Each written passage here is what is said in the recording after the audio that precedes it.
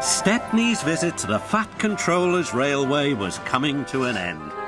"We shall miss you," said the Fat Controller. Then he turned his attention to all the other engines. "My railway is very busy and I am pleased with you, but you need help. A diesel is all that's available. Please do your best to avoid any, disturbances." "What does that mean?" whispered Duck. That means this diesel is difficult, snapped James. And he was. The diesel surveyed the shed. Not bad. I've seen worse. At least you're all clean. The engines glared. It's not your fault, but Sir Topham Hatt should scrap you and get engines like me. A fill of oil, a touch on the starter, and I'm off. No bother, no waiting. They have to fuss round you for hours before you're ready. The engines were furious. Next morning, they held an indignation meeting round the turntable. "Disgraceful," mumbled Gordon. Disgusting. Despicable. To say such things to us, cried Donald and Douglas.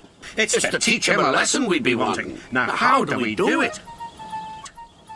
The chance came sooner than expected. The diesel was purring comfortably. An inspector watched the fitter making final adjustments. The wind tugged at the inspector's hat. The diesel was ready. Look at me, Duck and Stepney. Now I'll show you something.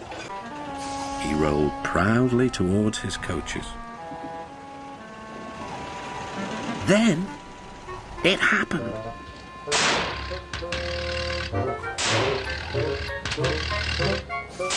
Shaking and spluttering, the diesel stopped. Meanwhile, the inspector was looking for his hat. The diesel seethed with fury as Duck and Stepney pushed him back to the shed. "My hat!" exclaimed the inspector. "You've sucked it through your air intake." "Bother your hat," said the Fat Controller. "The heavy train's due out. You'll have to take it, Duck. Stepney, will you help, please?" "Thank you, sir," cried Stepney.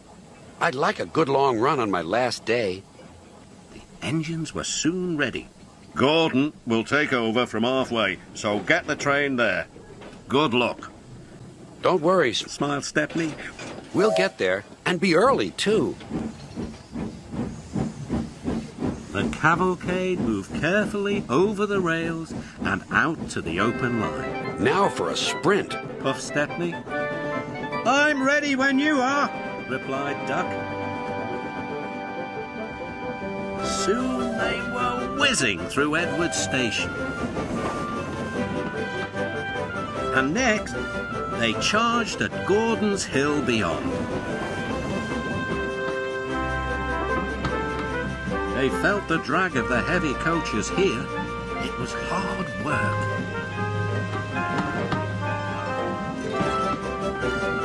At last, they were running smoothly along the line towards the big station.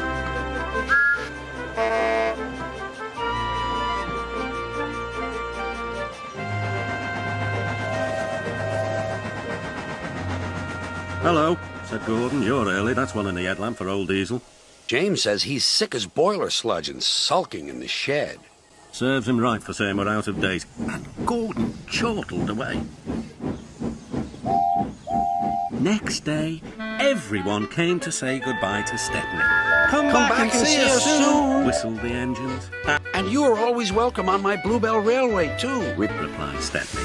Then he puffed away. And what about Diesel? He'd slipped out whilst no one was looking. He said goodbye to no one but left two things behind: a rather nasty smell and a battered bowler hat.